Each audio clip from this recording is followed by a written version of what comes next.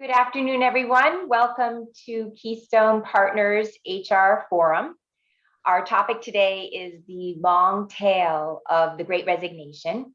My name is Kim Littlefield, and I'm partner at Keystone, which is a global career management firm based in Boston. And we host these forums for two reasons. One, we want to give you the opportunity as an HR leader to meet with your colleagues and discuss issues and challenges and opportunities that you're facing in the marketplace today, and also to give you the opportunity to network. We know that as HR leaders, we often spend so much time taking care of everyone else that we don't manage our own careers as effectively and our own network as effectively as we'd like to. So first of all, we have with us Manuel Cuevas-Trisán, who is the Vice President of Human Resources at Harvard University. We also have with us Nikki Wilson, who is the Chief People Officer at the Richards Group, which is an advertising firm based out in Dallas, Texas. Also, Alan Richard, who is the Head of Talent Development at Enel North America, which is an Italian-based energy company with a global presence. And Rick Curry, who is the Director of Human Resources and Organizational Development at Blistex. And I was joking with Rick earlier that I have my little Blistex here. If you haven't tried DCT, you need to. That's my commercial. And then also my dear colleague, Pam Zlota, who is a partner at Keystone. And we were talking earlier today. She did not want to be called the subject matter expert. She and I were brainstorming. I said, well, how about if we call you the passionate person about the Great Resignation? And we thought that worked. So Pam has spent a lot of time reading. She's a ferocious reader anyway, but she just loves learning. And this topic is hot. So as we know, Anthony Klotz had sort of coined this term, the Great Resignation, a while back, and we really think we're just at the tip of it. So Pam has a lot of great information to share. So Pam, I'm going to actually start with you to allow you to sort of set the stage with some data, some information, just to make sure everybody understands what the Great Resignation is, and then we're going to open it up.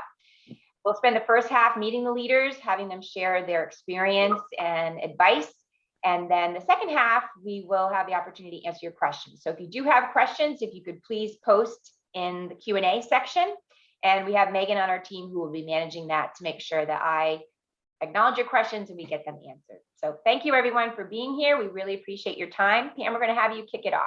Okay, great. Thanks, Kim. And hello, everybody. Welcome. Thanks for joining us. These are exciting times, yet trying times. And despite that, we feel there is a cause for optimism. More than 48 million people quit their jobs in 2021, and the trend continues in 2022. There are almost as many reasons for this as people.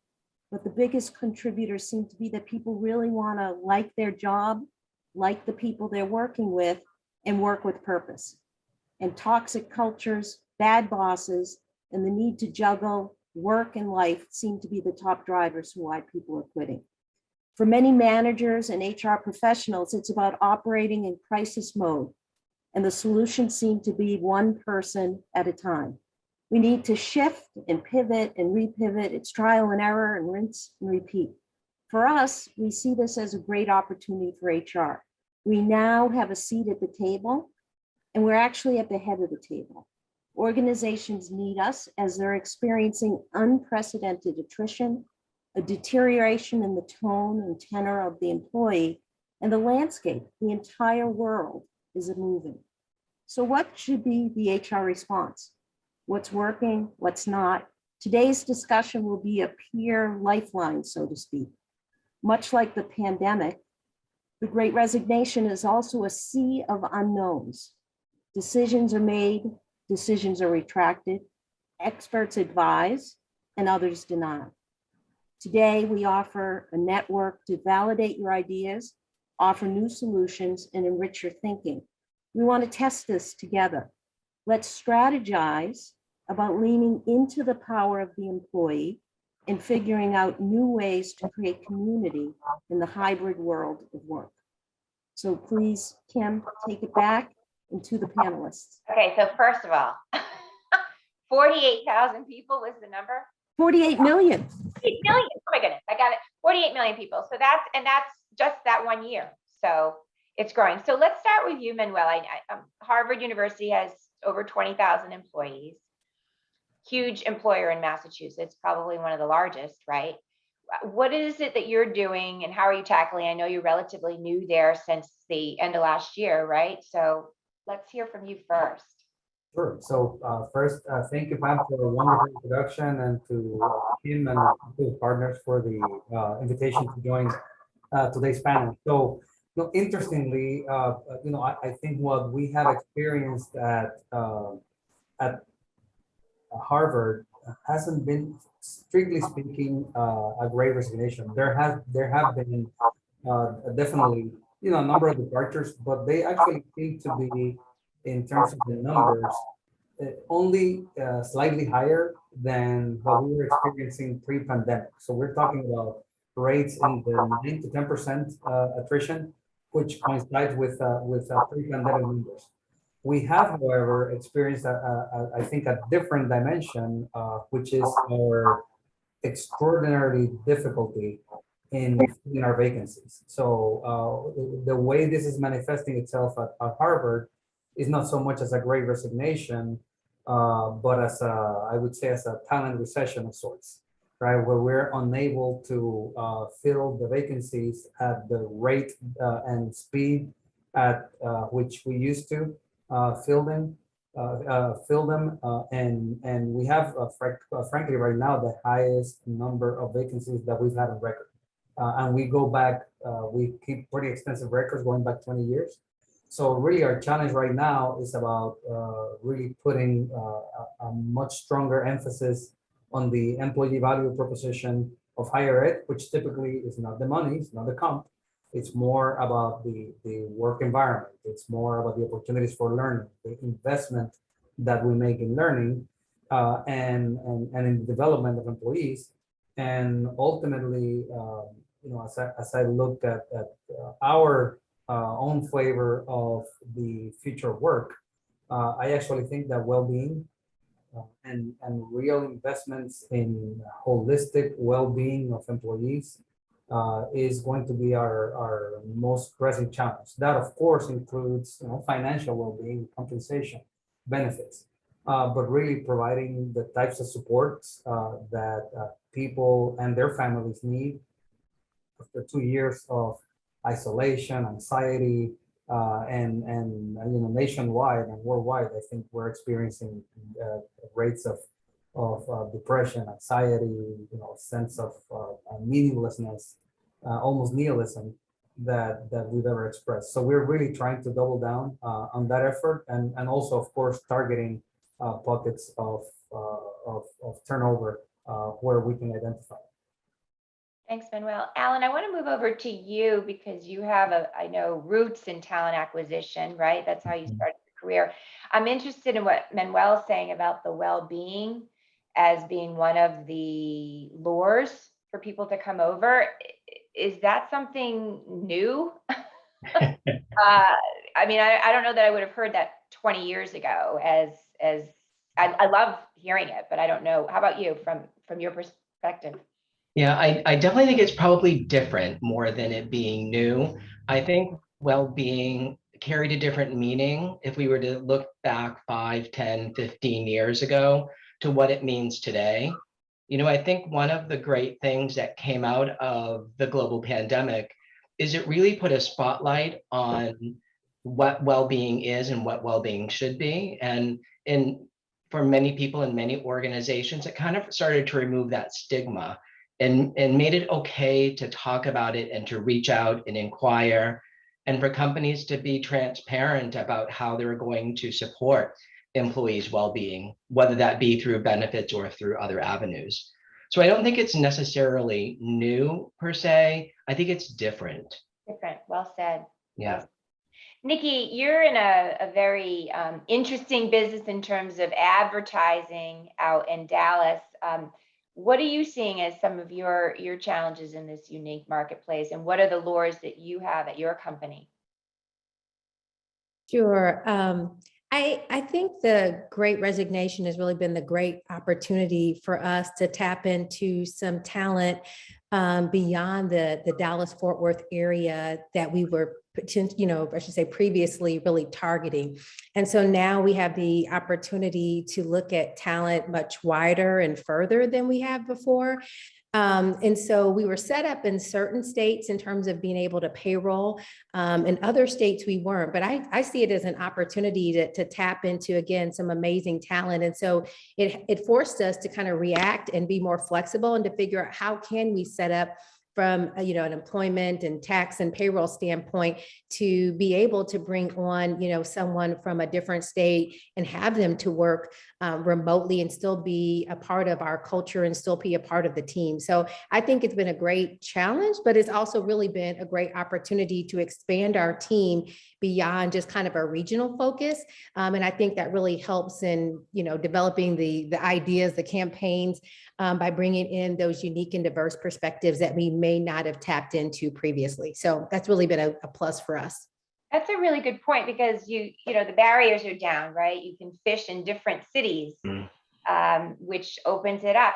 Rick, now you're in a little bit more of a manufacturing environment where people have to go to work. How are you tackling that? Because I would imagine, you have to find talent that's local because they've got to drive in, right? Or commute in. A lot of our manufacturing, about half and half of our manufacturing are Blistex employees, and another half are loaned employees from an agency that we work with. That number varies. So we've done some very unique things here in the last year. We did across the board wage adjustment for the loaned employees. We saw a very big drop off in the amount of people that we were able to recruit in the space, and that's improved in the last couple of months since we did that. But we also have, like you said, in manufacturing, the folks that are making our product have to be here in the building. So they couldn't work from home. We did a lot of work in terms of the facility here, implementing face barriers between people working on the different workstation lines, enhanced our HVAC system, did social distancing in our cafeterias and just eliminated meetings. I was going to say social distancing meetings, but we just eliminated in-person meetings and literally went to virtual meetings even within the building and things like that. So it's been a challenge, and I think we've done a good job at it. I've myself and my environmental health and safety specialists have been at the forefront of our pandemic response, and we've had a lot of work involved in keeping that done, but we've done pretty good. And without going into a whole lot of statistics, I think we've done good in keeping people safe and keeping people working. Rick, can you tell us a little bit more about the elimination of the in-person meetings? I know we had some questions prior to this forum where people are really trying to figure out the tactical part of going back to work. So can you tell us a little bit more about that? Well, we were lucky in a sense that software like Teams was just coming into its own a couple of years ago, and we had that here. One of the memos I sent out a couple of years ago talked about literally no more handshaking, no more face-to-face meetings. We're going to go virtual, even in meetings throughout the building here. So that was the start of it. Okay, we had hired nurses to screen people as they came in the building. And we required mask wearing everywhere. We offered people gloves. So we really made sure that we paid attention to all the details that would make a difference, keeping people safe while they're here in the building. Because like I said, those folks have to be here. Our sales, marketing, international, HR departments, they were working from home on a rotating basis, but our machines are here in the building, so they had to be here. So I'd love to hear each of you chime in, but that's a whole nother issue, right? So you have like that equity issue, right? So some people have to be there because that's their functional job, and some people don't have to be there. So how do you tackle that? I know, Manuel, you and I were talking about that when we met last week. There's sort of a disconnect with the employee base just because of that, right? So how do you tackle that? Some have to go, some don't have to go, and how do you keep everyone feeling like they're part of the same culture? But yeah, no. So I think it starts with a very frank discussion about what equity means, right? I'd like to always say that equity doesn't always mean identical results, but it means treating similarly situated individuals similarly.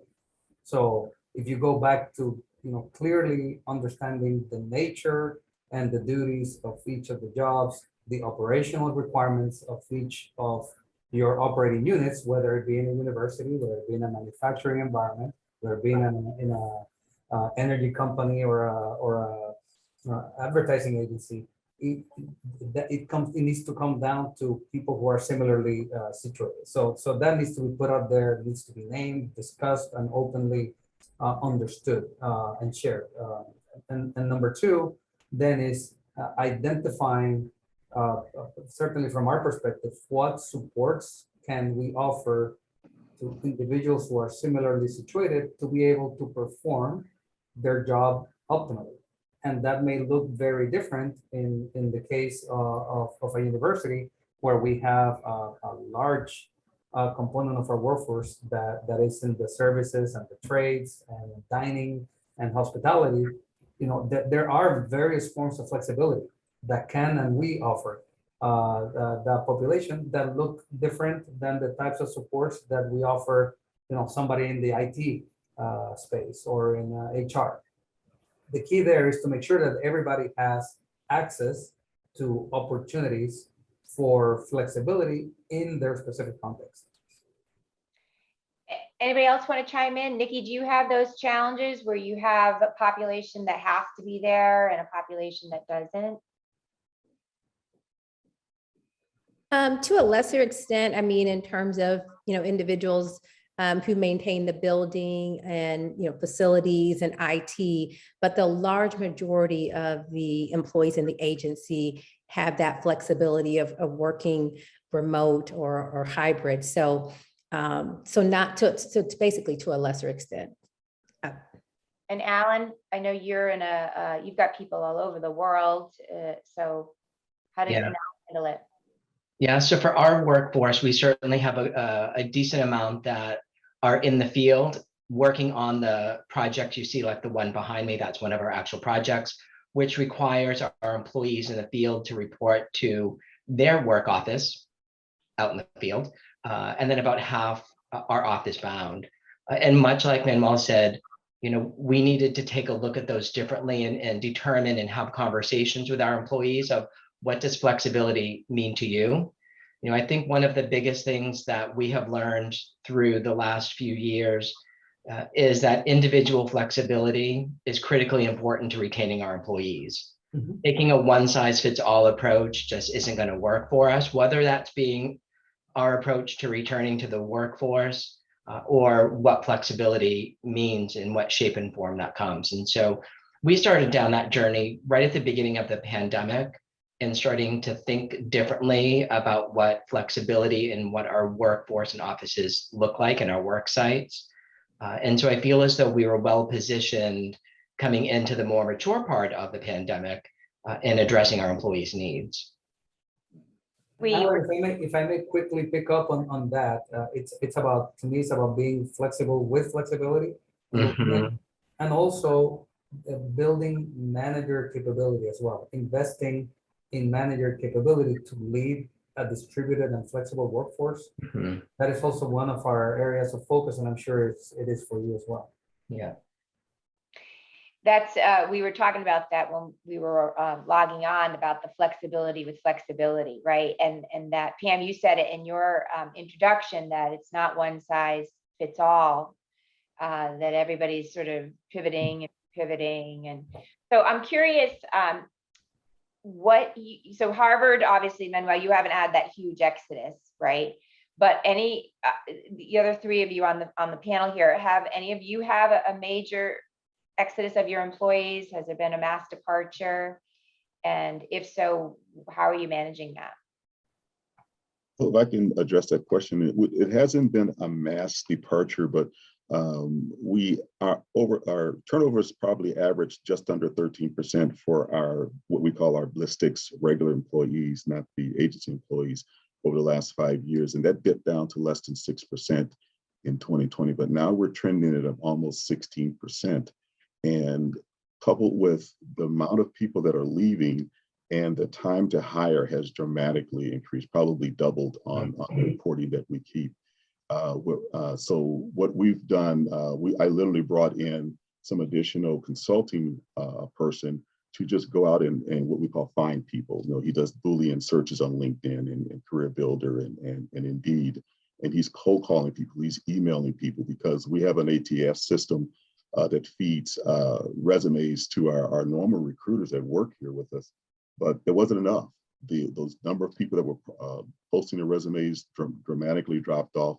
So we had to go out and find people. And as we go through that process of vetting people and making job offers, we're finding a higher percentage of people are having multiple offers. And we get offers that are good offers that are rejected because they've got 2 or 3 other offers on the table. So that's been a challenge for us there. But that's how we pivoted to make sure that we're going to get people as opposed to waiting for people to answer our ads. So you mentioned a couple, the time to hire.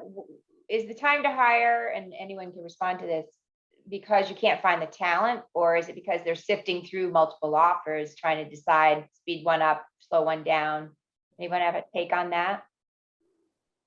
Well, for us, it's primarily just finding people that meet our criteria, that's willing to go through the vetting process.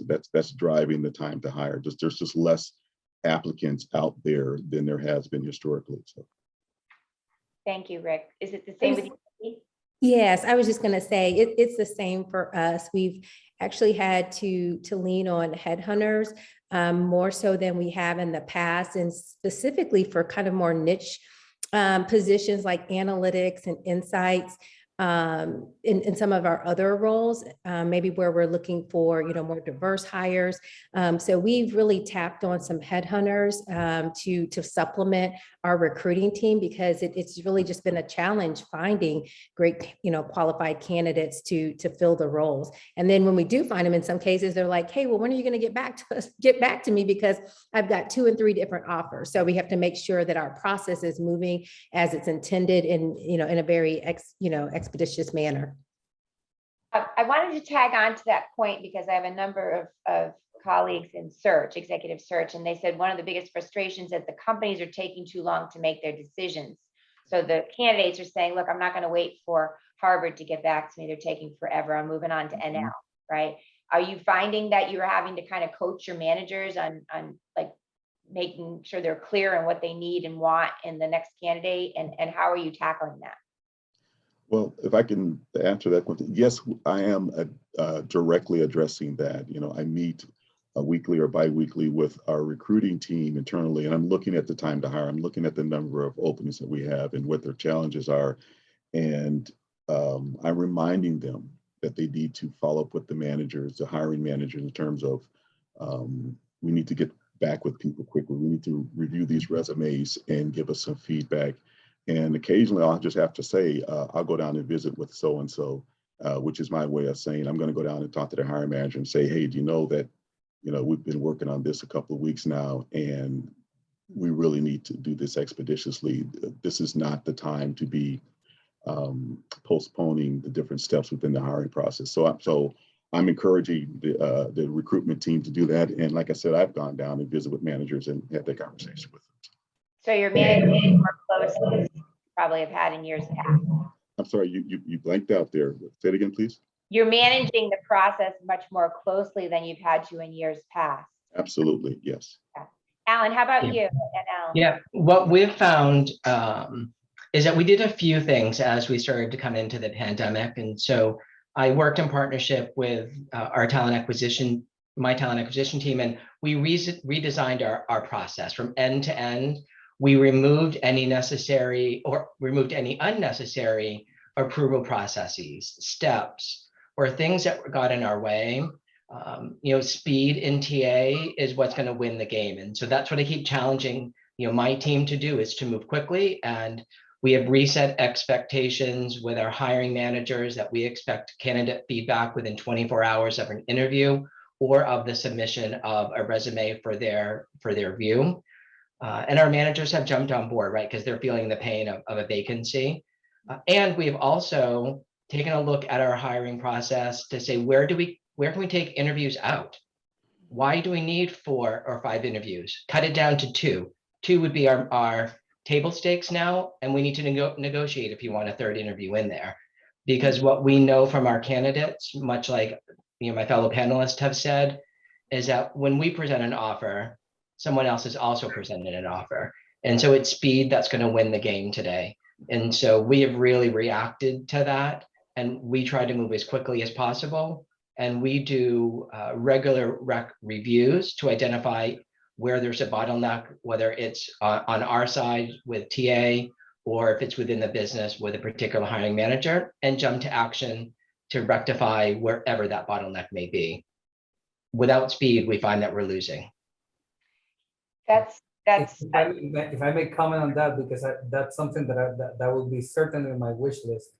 Universities, and this is not just about Harvard only, universities generally are very consensus-based environments, and decision-making is usually made collectively with multiple stakeholders. Hiring is the prime example of that.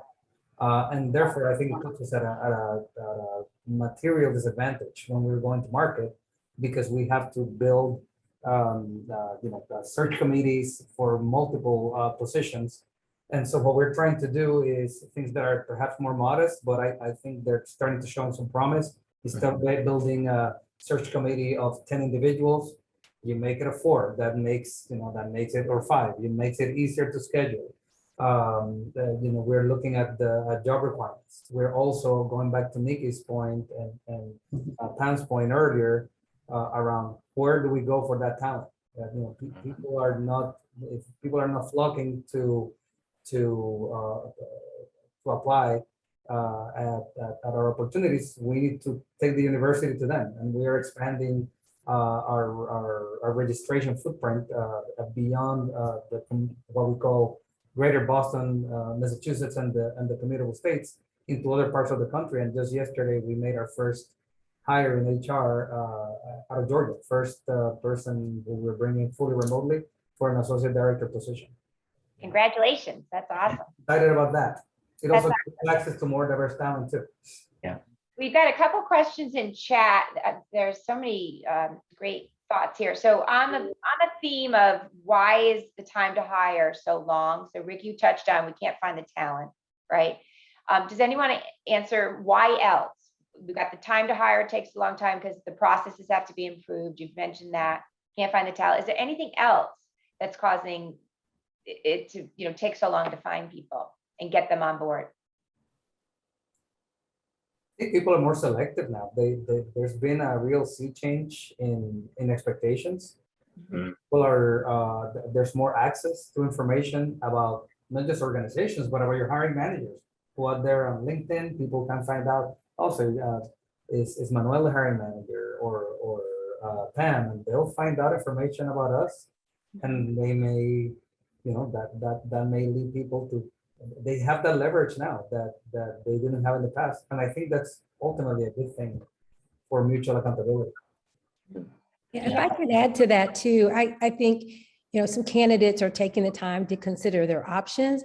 And I've also seen where candidates, they're thinking about their own needs and their own well-being, as, Alan talked about, and not necessarily just jumping from one position to the next, saying, I need 2 or 3 weeks, right? Just an opportunity for me to kind of decompress and just kind of reset. So I'm also seeing that there are candidates that are taking some time off from, leaving one company to joining another for just a little bit of R&R. Yeah, which I think is healthy.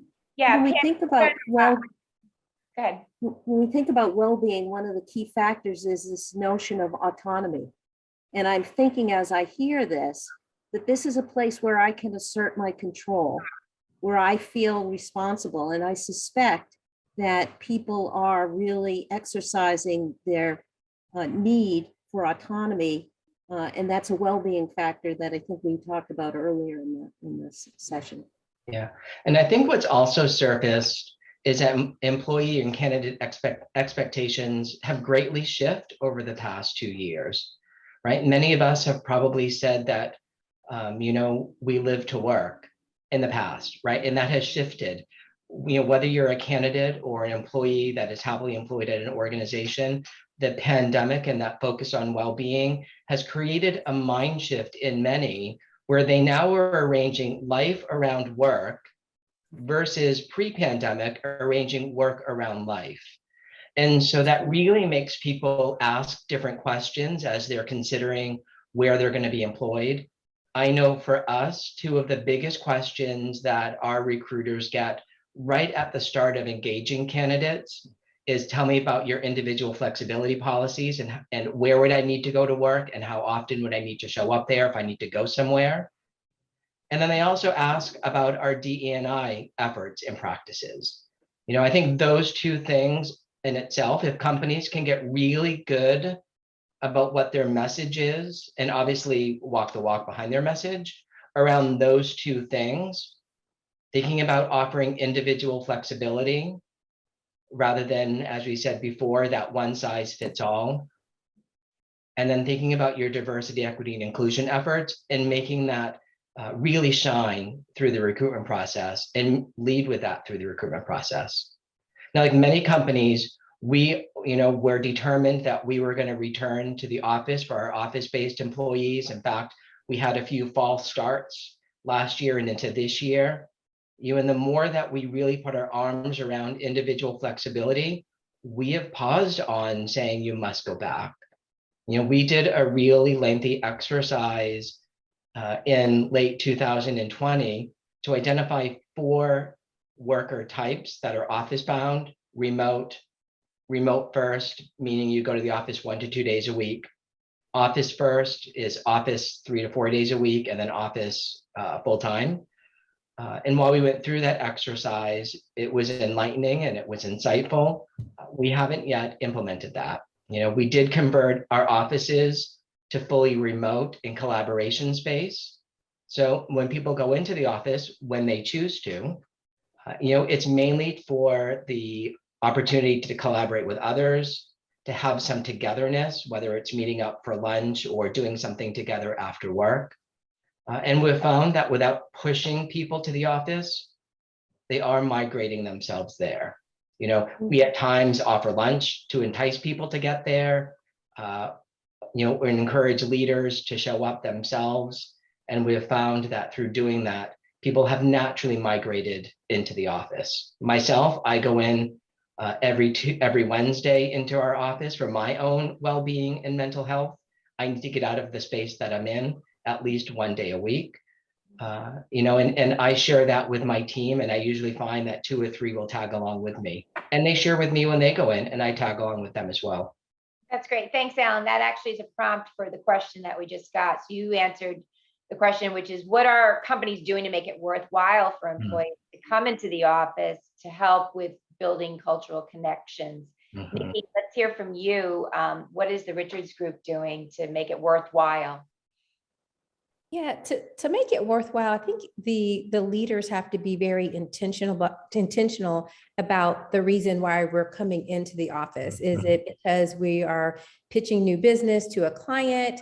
Is it because we have a training, session or a strategy session, and that just seems to work a little bit better face to face and provide some opportunity for connection? So being very clear around the reason, the purpose for which we're coming to the office, being very thoughtful about planning that in advance and not, hey, we got to scramble at the last minute. So people have to manage, personal needs. So trying to just be very thoughtful and purposeful around why we're coming into the office, because we're trying to respect that, individualized flexibility that everyone is choosing at this point. And we do have a lot of individualized flexibility, and we've just really emphasized it's about shared accountability.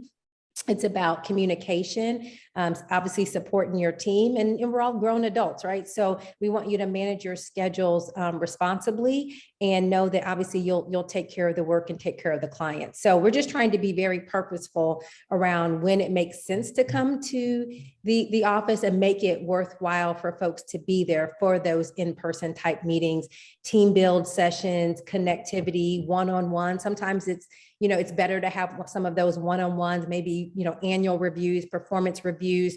those kind of discussions in person, some of the reverse mentoring, hey, let's grab coffee, let's grab lunch, really encouraging for those type of connections to be in person.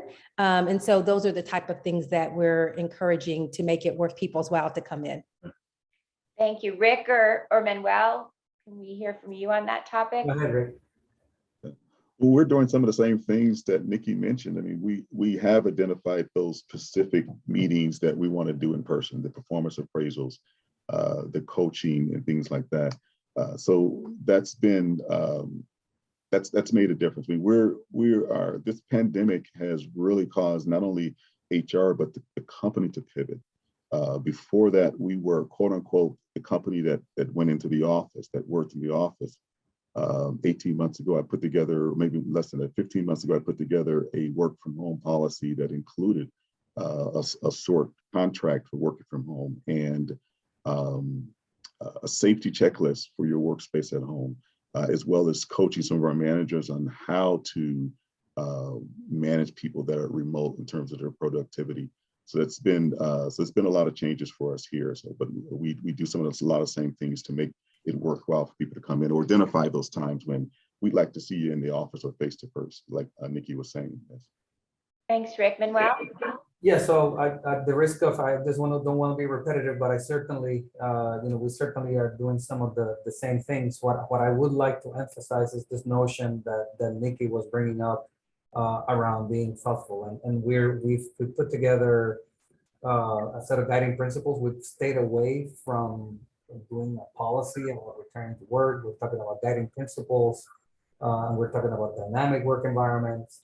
And I think one of those principles is precisely intentional presence, right? Making sure that that the times at which we're coming into the office have a purpose and not just come to the desk and sit in front of the computer to do more Zoom meetings. Yeah, there will be some of that, but that shouldn't be the day in which you are in the office. And my fellow panelists have mentioned, some of those instances. The other thing that we're trying to double down to attract people to the office is shared learning.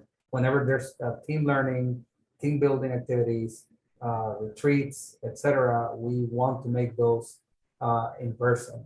We are here within the Harvard environment. As you may have seen in the news, very fascinating report on Harvard and the legacy of slavery.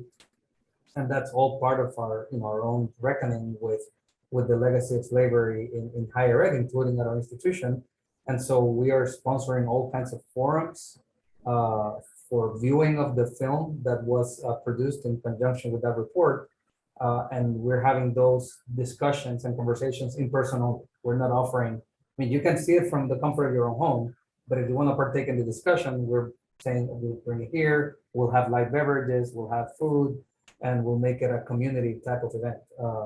And so that would be an example of shared learning, shared conversations, mentoring, all those discussions we want to keep as in person as possible, because ultimately our business model, unlike perhaps some other business model, it's about convening. It's about coming together in the classroom. It's about coming together in symposia, in discussion.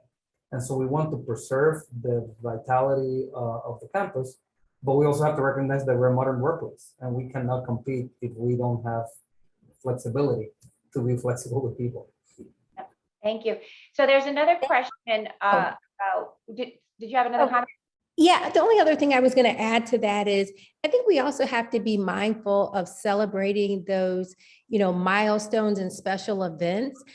We recently had a breakfast where we recognized leaders who were helping with onboarding and invited the new hires as well.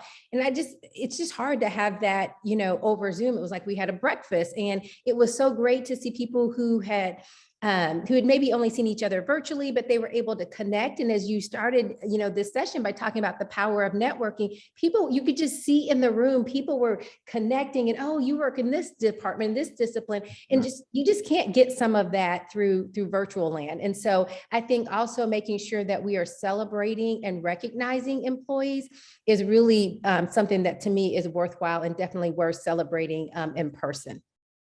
I think, just to add momentarily, I think leaders have a unique opportunity as well if they haven't been as accessible before, being present for people and making themselves available for one-on-ones and three-on-ones, and they'll have coffee. I think that's another way to offer visibility to people, and then that becomes in and of itself, hopefully a benefit for people to come in. So we've got a bunch of questions about what we're talking about here. Manuel, you just mentioned, being present for, managers being present, making themselves available. Is there anything that you're doing right now to engage the talent that you have had through this pandemic that you want to retain and hope will continue to stay with the organization? Any do differently besides what Manuel just mentioned? Yeah, for us, we redesigned our onboarding. We knew that we know that people have more choices, right? Because the boundaries of job opportunities now goes beyond your willingness to drive a certain distance. And so, we started to think differently about our onboarding and how do we create intentional moments of engagement through onboarding. So our onboarding is now a 90-day learning journey that happens before someone even starts on day one. It starts the week before they start with some welcome messages from their manager or from their team. And so we have really deliberately moved away from, what we did before, which is you get onboarding in 2 days, a week, and really stretched it out to provide meaningful moments when they matter the most. And that brings us to 90 days. And we're now thinking about, well, how do we take it from day 90 to day 120? And what do we need to do differently to create memorable moments of engagement beyond our initial first 90 days? We have found that to have made a difference for us, both for our hiring managers and our new hires based on their survey responses within their 90-day journey. Anybody else on the onboarding? Any do differently? Any adjustments that you've made since the pandemic? Well, our adjustment was to do it on a virtual basis. Right now, we are pondering. We haven't made any decisions, frankly, whether we keep a number of elements of our onboarding fully virtual for efficiency, but incorporate our required in-person set of processes to make sure that the individual has the opportunity to make meaningful in-person connections with certainly keyword partners around the university. Yeah. And for us, our workforce is across the US and Canada. And so we have learned to leverage technology through the pandemic. I think that's one of the benefits that we have received, is that it really has forced us to become subject matter experts on how to do things over Zoom or Teams. We stumbled along the way initially, but I think we have ourselves in a place where we can get by just fine, and it's quite engaging to do it in that forum. That's another question we just got, which is, what is the role that technology is playing? Obviously, we've all talked about Zoom, Teams, WebEx, depending on the platform you have, but what about the use of metaverse, virtual reality? Has anybody gotten into that yet at their company? We're not there yet, but I think that's coming. There's been, so I've heard, for example, and I haven't seen it, but even going back 2 years, the NFL, for example, I read somewhere that they are using virtual reality for, anti-harassment training. I think it's just a matter of time before we all have avatars and we can go into a meeting with each other as we were all actually in a room. And so we might as well embrace that, as it comes. Okay. What about new asks? So we've talked about onboarding. Are there new things that employees are asking as you're interviewing them, or when you're making the offer as they're negotiating? Things that might be out of the box? Before we go to that, Kim, we do use virtual reality. Oh, you do? Okay. We do it. We use it out in the field for training, Mm-hmm. and have found that, one, it's quite exciting. And when we talk about it, it can be used as a talent attraction tool, because many people think that that's pretty cool. I think it's pretty cool, and many people would agree. Now, while myself and my team here in HR, we are not experts in virtual reality, but we do have folks out in the field that when they do the training of how to get up on one of these wind turbines, we do leverage virtual reality. It's pretty cool.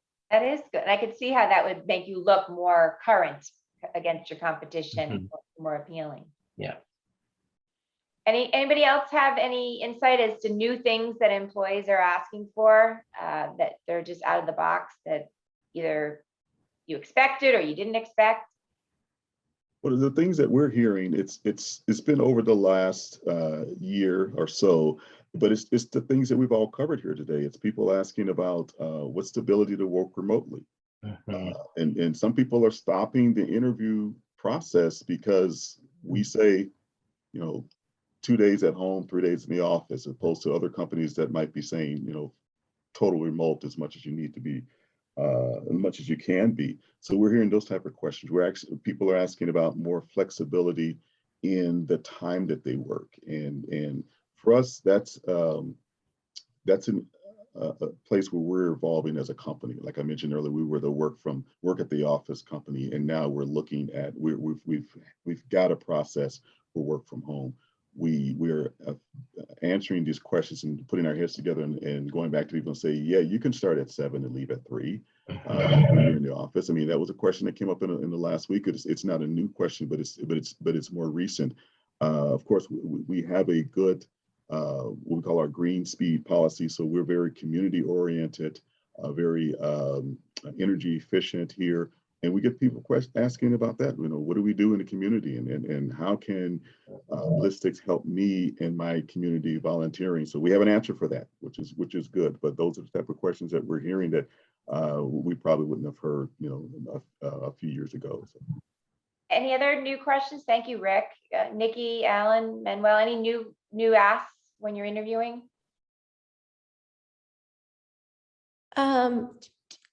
I've heard, through some of the interviews about, what are we doing in terms of partnerships and being good community stewards, opportunities to engage through our employee resource group. So you may have a candidate who's a mom who may ask, is there a group for working mothers, or is there a group for veterans? And so I think you see candidates going beyond just like the work responsibilities, but they're really in tune with what's happening in the culture and where am I going to fit in? How does this relate to what my value system is?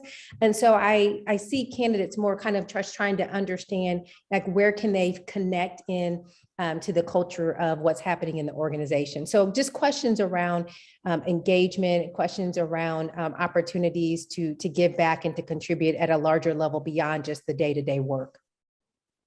The other thing that's coming up for us too, I'm so sorry, Pam. Do you want to go ahead? But that just shows that power of one, is that people want to feel like they are special, that they have an identity, that their identity is valued. And so it comes back to that autonomy and power. Yeah, no question about it.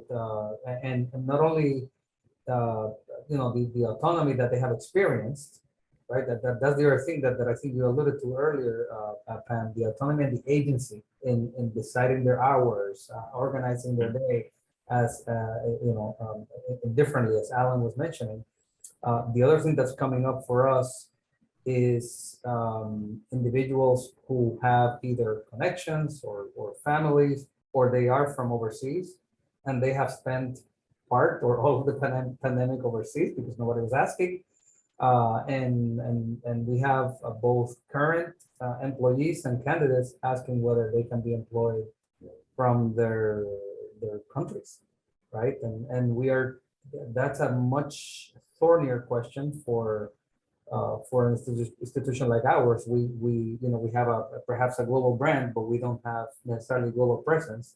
We have a couple of locations around the different countries, but they're usually tied to academic operations and under very, very tight regulations, and we're also a tax exempt entity, so we have to be very, very careful with that, but there's insistence both on the part of some candidates and also on the part of some managers who don't want to lose some of their superstars. So we have a question, Pam, this one's for you because it's a data point. The question is there a theme to who's leaving, who's staying, who's asking for more flexibility, or is it the younger people, the people approaching retirement? Any themes there? Yeah, thanks. So what we're seeing is that it's different depending upon where people are in their careers. The young people are leaving, the younger people are leaving. There's less of a sense of loyalty and more of a sense of what's in it for me. The mid-career people who are pretty stable and said, I want to ride this out for the next 10 years are leaving for new jobs or just checking out for, sanity check and leaving. The older generations are retiring sooner, perhaps looking for some sort of gig kind of job rather than having a formal career. Why people are leaving is really highly dependent. And I sound a little bit like a broken record, but it is, each individual has a different reason. Somebody needs a break because they're taking care of their family. Somebody else needs a break because they've done this for 5 years and they've decided they no longer want to be a CPA. They want to be a windsurfer instructor. It's really, I think, and many people have asked, I see the questions about how do we get our managers engaged and what do our managers need to do now? And I think it's back to basics. You need to provide an opportunity for people to talk to you, and you need to listen. So you need to really do what we've always said is important to do. And it's not easy, but if you connect with people one-to-one, I think that you can have a powerful response and solution.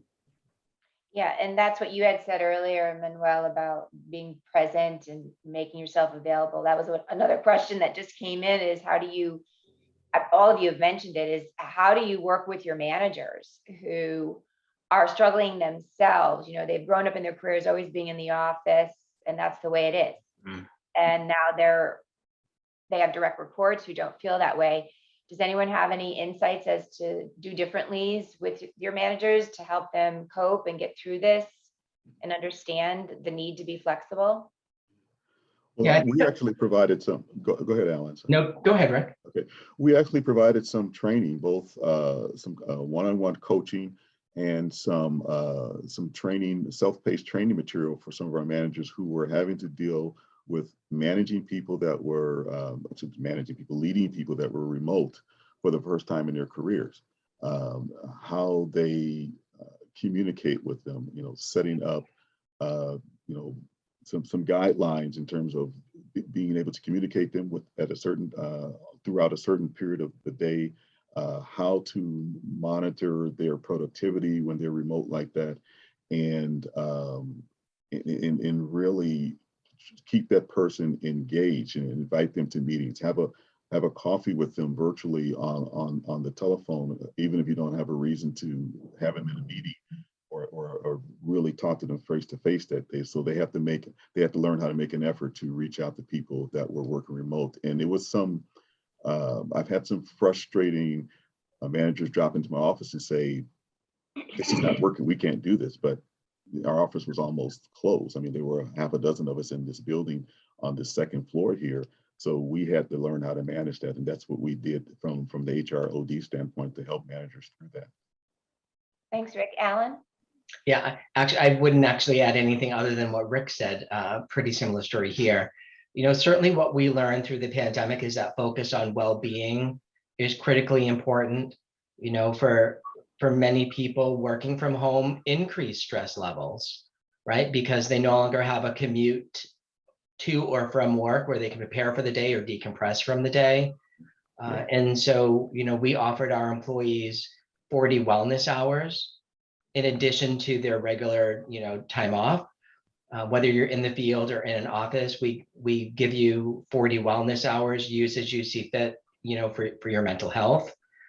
We try to do meeting-free Friday afternoons. We're not the best at it, but we are trying to get better at meeting-free Friday afternoons. as well as, a soft close towards the end of the year where you're working, but there's 0 meetings that can occur. So we haven't figured it out. And so, I think that leveraging our HR networks through the pandemic has been our lifeline to learn what others are doing and what's working and what isn't working. And we've adopted some of those ideas, such as those I've mentioned. Thanks, Alan. Nikki, anything to add? No, I think Rick and Alan did a nice job covering off. I think the only thing I would add is really challenging leaders on, do we really need to have an hour meeting? Do we really need to have a 30-minute meeting? Like, can we get our time architecture really tight? Can we get, the pre-reads really tight? Can we get the flow of the meeting really tight? I've seen some 15-minute meetings. It's like, yes, we got to do that again. We've got to repeat.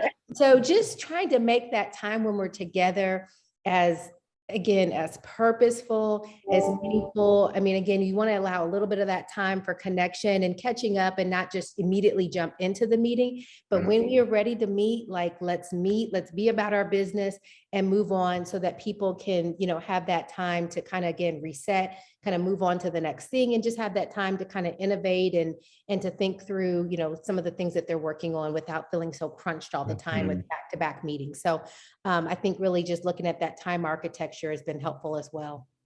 Yeah. Manuel, anything to add? I love all these comments. So check. I would say the other thing is to focus on trust and really figuring out what managers need to value.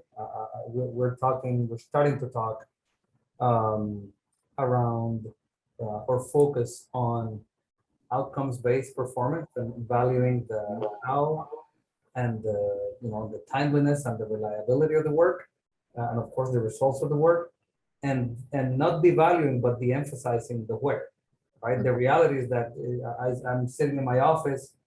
My most trusted employee may be 2 doors down or in another building altogether, and it's ultimately about how the person does the work, how do they collaborate, how do they team up, reliability and quality, right? And if we start valuing that, I think the trust will build over time. It takes time, but that's something we're trying to really emphasize.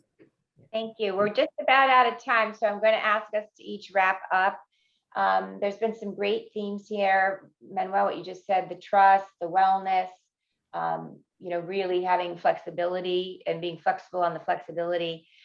So I would love to end with a ray of hope about this topic because it is overwhelming. It's a lot. We're learning every single day, as Pam pointed out at the beginning. So if you were to give advice to your fellow colleagues who are listening, who are logged on today, what's the hope statement that you would share?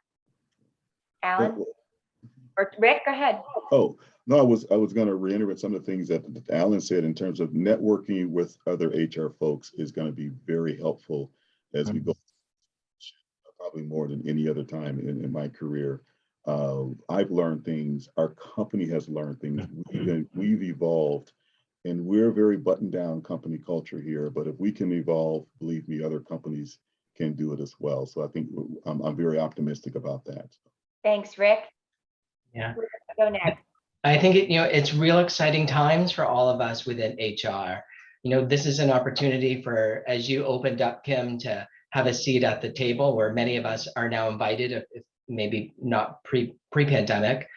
And so it's really a great opportunity for us to help shape the future of our employee populations and really have a meaningful difference and role in their career. I think it's an exciting time. Excellent. Nikki? Yeah, I was just going to say that it's a great opportunity for us to take advantage of great sessions like today, and not just because we were the panelists, but there's so many webinars and sessions that are available, free resources out there. And I think we all need to give ourselves some grace and know we do not have all the answers. And so, we need to, again, reach out to our networks, take advantage of these type of webinars and sessions and white papers and articles to just, to continually learn and continue to evolve. Thanks, Nikki. Manuel? Well, very briefly, I think this is probably the as challenging as it's been the last couple of years throughout the pandemic. This has been probably the best opportunity, and I would say the opportunity realized by HR, by no longer being on the table and not on the menu, and being, achieving an incredible level of respect and inclusion in decision making. So I'm incredibly optimistic. I even think that the new leverage that employees have will keep us on our toes and make us better for them, and they're going to make our institutions and companies and organizations better as well. Thanks, Manuel. And Pam, any last minute thought? Yeah, I would just say to focus and be intentional, as Nikki said, and be curious about your employees. I think the answer is within them. Well, we're out of time. Thank you, everyone. I think I'm most hopeful about these barriers and borders that have been broken down. I mean, look at all of us on the call today. So thank you for your time. We look forward to the next HR forum and happy to have you. Thanks so much, everyone. Thank you. Bye now. Thank Bye. you.